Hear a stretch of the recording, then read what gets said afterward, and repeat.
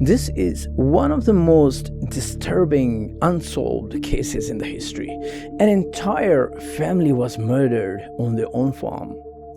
What makes this case terrifying is that the killer may have stayed in the house for days after the murders. This happened back in 1922 in a small isolated farm in Germany. Sometimes the series of such cases surprise me, and this incident reminds me another similar cold case, which was back in 1912, just a few years back in Waleska, Iowa, where 8 family members were brutally murdered in a similar manner with the axe. Until this day, the case has been resting in the cold storage. But for now, I will discuss and we will talk about 1922 Hinterkaifeck murder case. Yeah.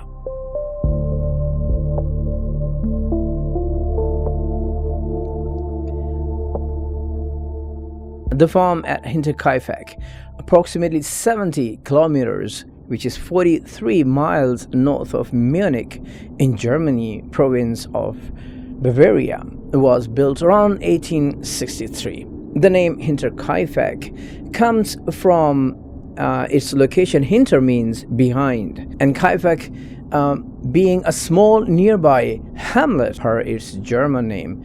The Hinterkaifeck farmstead was essentially located behind Kaifeck, or more precisely about 1 mile north of its borders by dense woods. The family living there seemed normal from the outside, but the days leading up to the murders, something was very strange happening. The family started noticing things they couldn't explain. Footprints in the snow leading from the forest to house, but no footprints were leading back to the forest from the house. Means somebody never left. And then they started to hear the noises from the house or attic. Something was there, but when they checked, they found nothing. Soon after, their maid quit. She claimed the house was haunted. She couldn't stay there any longer. But the family stayed. 6 people murdered, not in a city, not in the crowded place, but inside an isolated farmhouse where someone may have been watching them for days. Even worse, the killer didn't leave, he stayed.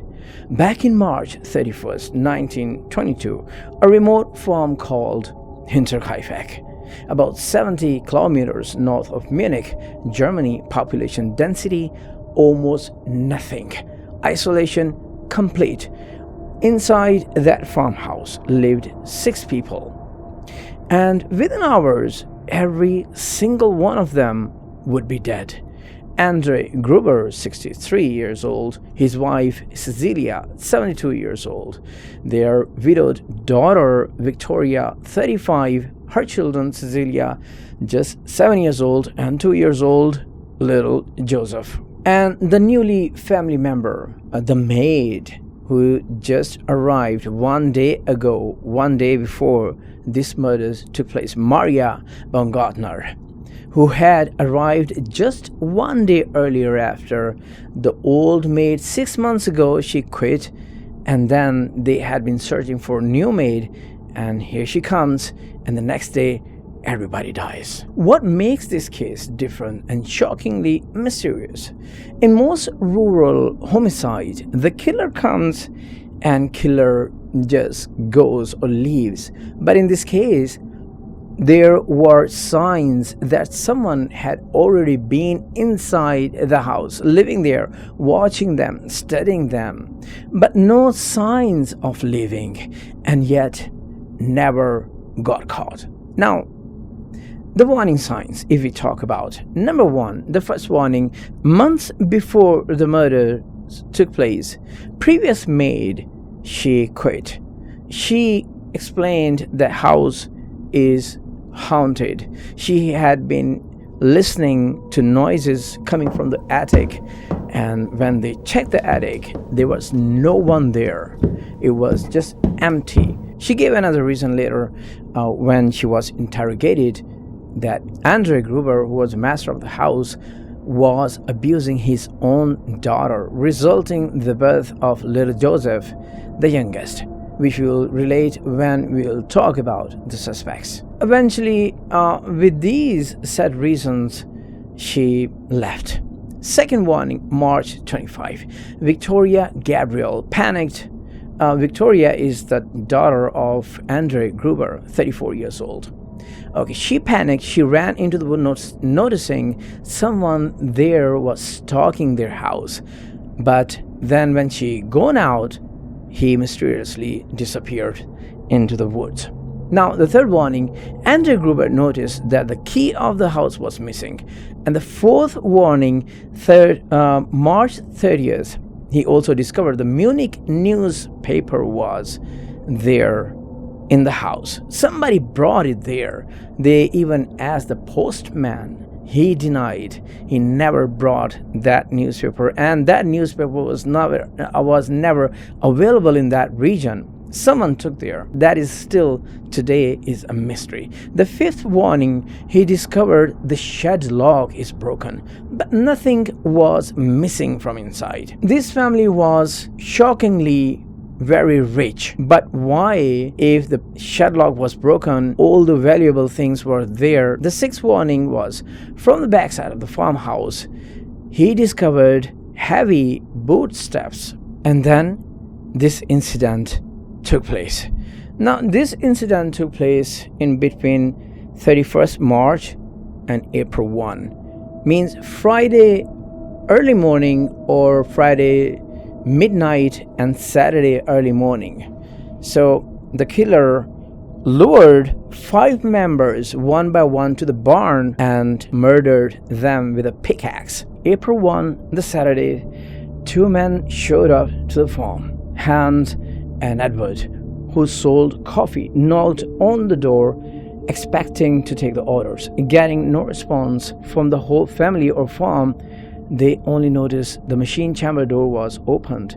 They just left the place. Little Cecilia also didn't show up at the school on Saturday. This family was very much regular to going to the church on Sundays, but family didn't show on Sunday church. They were not seen. April 4, local mechanic Albert Hofner went to repair the saw engine. Hofner couldn't hear from any of the family member at the farm except the animals and the barking dog, so he left. Same day, the neighbor Lawrence Schillenbar with Jacob and Michael Paul went to the farmhouse, found the lifeless bodies of Andre Gruber, his wife Cecilia Gruber, daughter Victoria Gabriel, and the granddaughter Cecilia Schillenbar. Went inside the house and discovered lifeless body of maid Maria Baumgartner, who just took this new job, and finally the youngest, 2 years old Joseph, who was still in the pram. This case was given to Inspector Gregg. During the investigation, detectives found money and jewelry at the farm, which led to turn this crime into robbery motives, which later was dropped the idea and couldn't align the case. They came to know each of the family member was murdered one by one, where first victim was Victoria and her mother Cecilia, and last in the victims were Maria Baumgartner and 2 years old Joseph. They found someone had been in attic staying there. They also discovered the straw on the ground, leftover food, and human waste. Investigator found some of the tiles were loose from the attic that allowed someone to watch the family below, meaning some tiles was loosened from the attic, so they were whole. Somebody was in the attic and he was or she was or they were watching the whole family, their movements, their schedule, or their activities. So it was a surveillance plan, calculated. Now, after the massacre took place, postman confirmed that the mail was remained into the mailbox as he left there on Saturday, April 1st. Investigators questioned the neighbors around the farmhouse, whoever had interacted with the family. Near that time, one of the witnesses, Michael Plockel, said he saw the smoke from the chimney 3 days earlier when the bodies were discovered. He further stated someone threw a flashlight on him and the glow of the light blinded him so he couldn't recognize the person. April 6, bodies were given to medical examiner for the autopsy, John Baptist, to conduct the autopsy to the victims. He determined that likely murder weapon was a mattock or the pickaxe. Starting from Cecilia Gruber, she got 8 holes in her skull, and her daughter Victoria had 9 holes on her right side of her skull. Also, strangulation marks were very much visible around her neck. Means she was strangulated and then she was being attacked with the pickaxe. Young Cecilia Gabriel has a single hole in the right side of her skull. Also, her jaw was shattered. Her throat was slit by a pocket knife.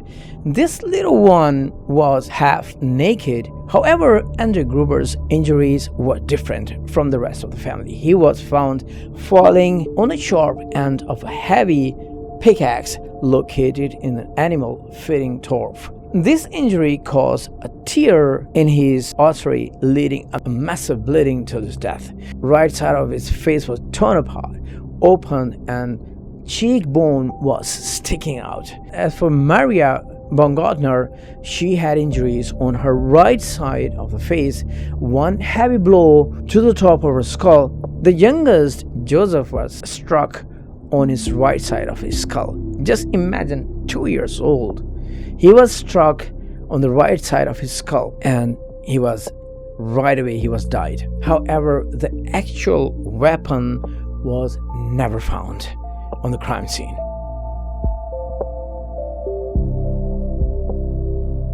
Now, if we talk about the suspects, Carl Gabriel was one on the list. Victoria's husband was believed dead in the World War I, but with no body recovered, rumors spread that he survived and may have returned. Some even claimed he later confessed, though none of it was even proven.